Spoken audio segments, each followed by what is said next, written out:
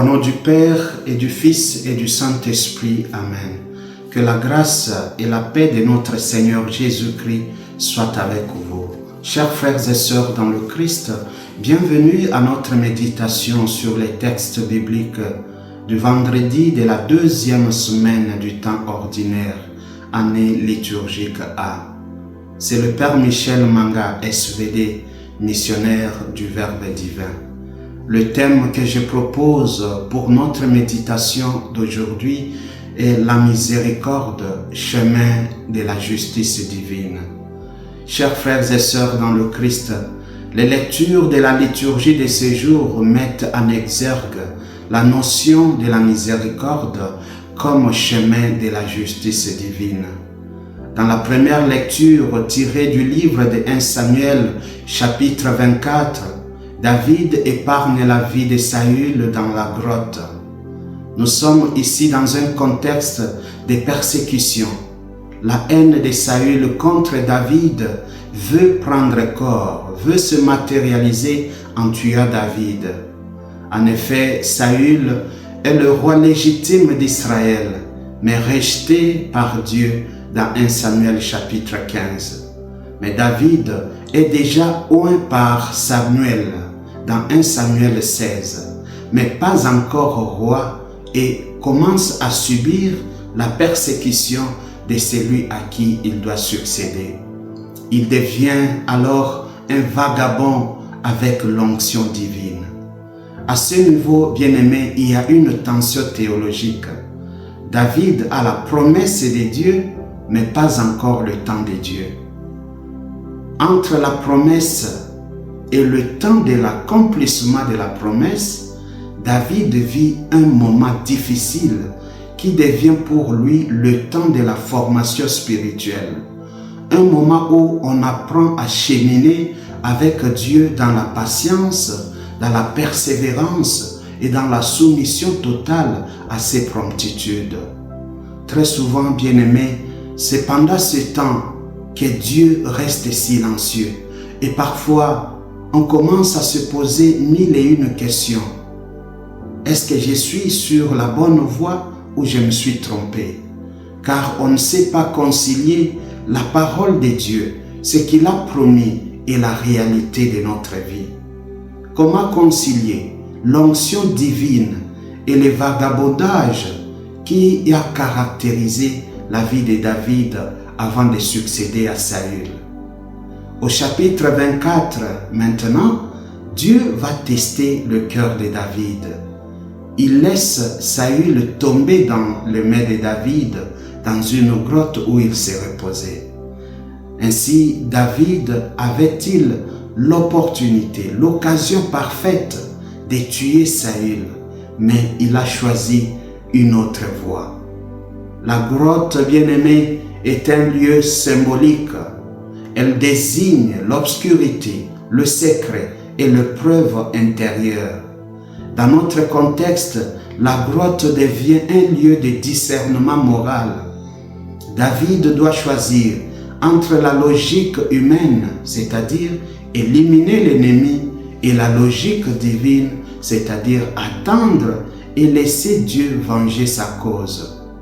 Pour nous aujourd'hui, la grotte représente nos lieux d'ombre, nos conflits intérieurs, nos tentations de régler les choses par la force, de régler les choses selon notre entendement. La tentation est grande. Les compagnons de David interprètent la situation comme un signe providentiel. Ils disent à David, « Voici les jours dont le Seigneur t'a parlé. Je livrerai ton ennemi entre tes mains. Tu en feras ce que tu voudras. » Il y a un élément très important à souligner ici. Les compagnons de David parlent au nom de Dieu, mais sans parole divine explicite. Le texte montre que tout ce qui semble favorable n'est pas forcément la volonté de Dieu. Après son discernement personnel, David décide de couper seulement le pan du manteau de Saül. Dans la tradition biblique, le manteau est un symbole de l'autorité et de la personne. Dans 1 Samuel chapitre 15 verset 27, lorsque le manteau de Saül est déchiré, on dit que c'est sa royauté qui est déchirée. David touche au symbole du pouvoir, mais pas à la personne.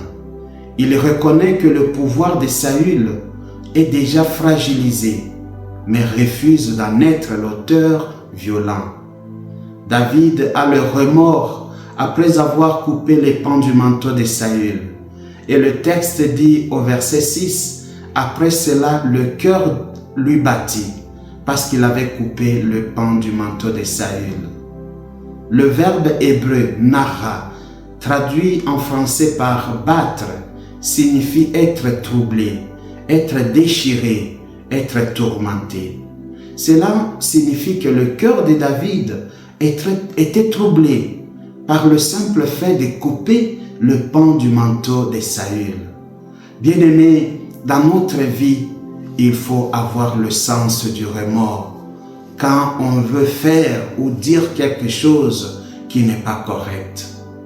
Une âme bienheureuse ne prémédite pas le mal, ne prend pas plaisir dans la chute des autres.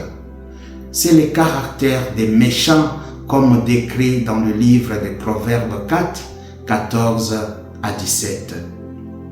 Le cœur de David est troublé. Le cœur, lèvre en hébreu, désigne aussi les lieux de la conscience morale.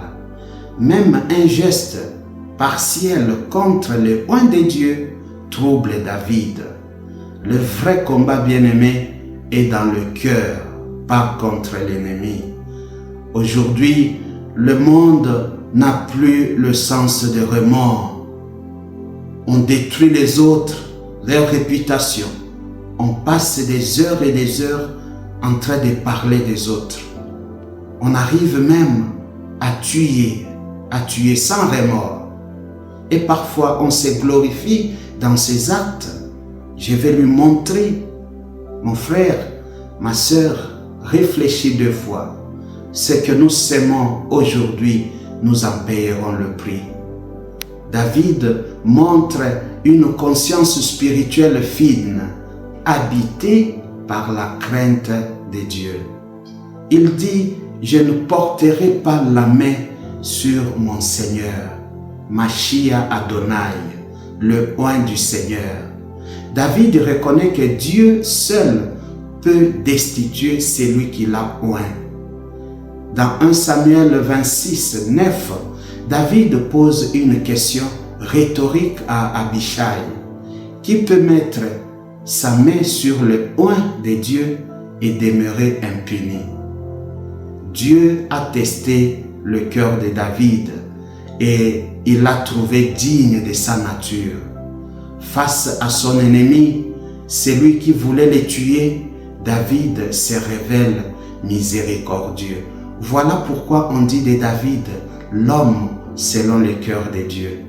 Il sait reconnaître la vraie place de Dieu dans sa vie, dans n'importe quelle situation. La vraie force est dans la miséricorde.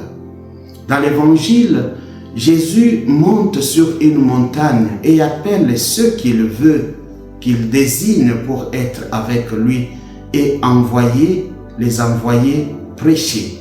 Il choisit 12, un groupe symbolique évoquant les 12 tribus d'Israël et leur donne l'autorité de proclamer le règne de Dieu, de guérir et de chasser les esprits mauvais. Souvent dans Marc, la montagne symbolise un lieu de révélation et de vocation.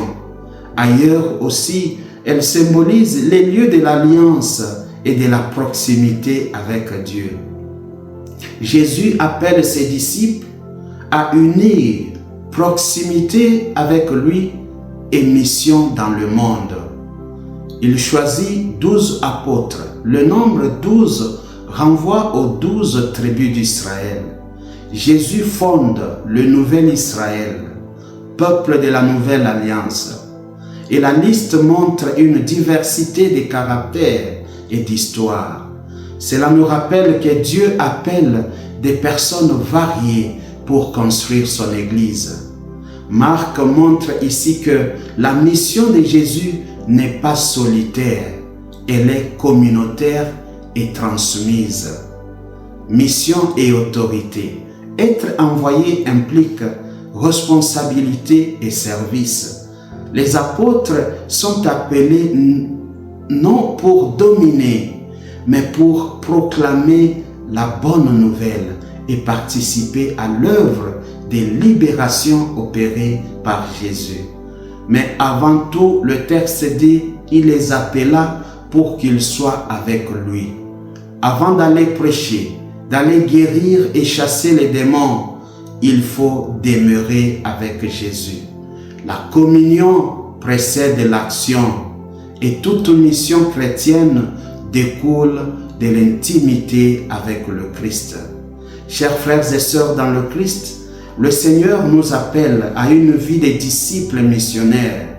Être d'abord avec lui, qui signifie fonder notre existence sur la vie de prière, d'écoute et des relations personnelles avec Jésus, puis être envoyé pour annoncer, guérir et servir.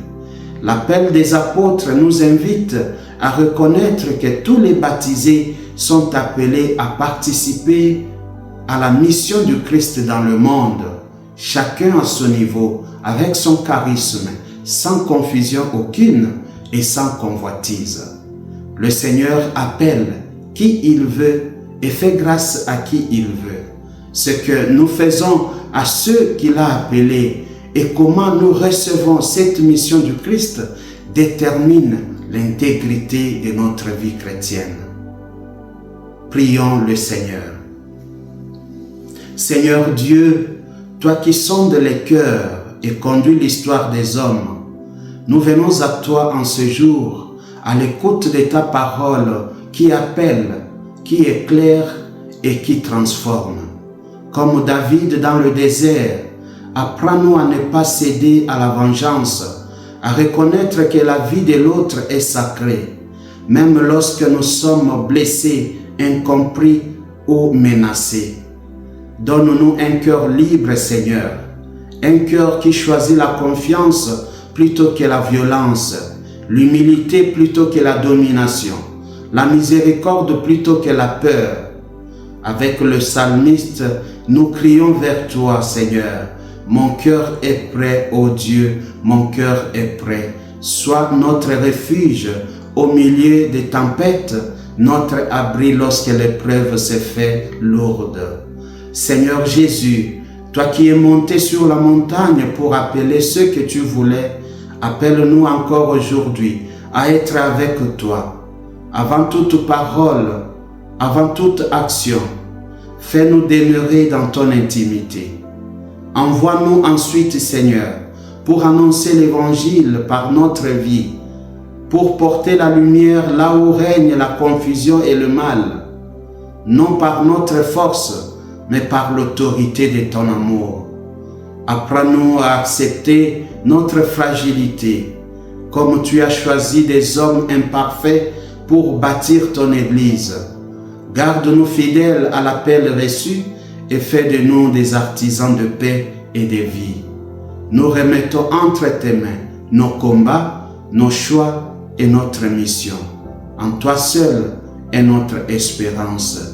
Toi qui vis et règnes avec le Père et le Saint-Esprit pour les siècles des siècles. Amen. Que devant la lumière du Verbe et l'Esprit de grâce se dissipent les ténèbres du péché et la nuit de l'incroyance, et que le cœur de Jésus vive dans le cœur de tous les hommes. Amen. Que Dieu Tout-Puissant vous protège et vous bénisse, au nom du Père et du Fils et du Saint-Esprit. Amen. C'était le Père Michel Manga, SVD, missionnaire du Verbe divin.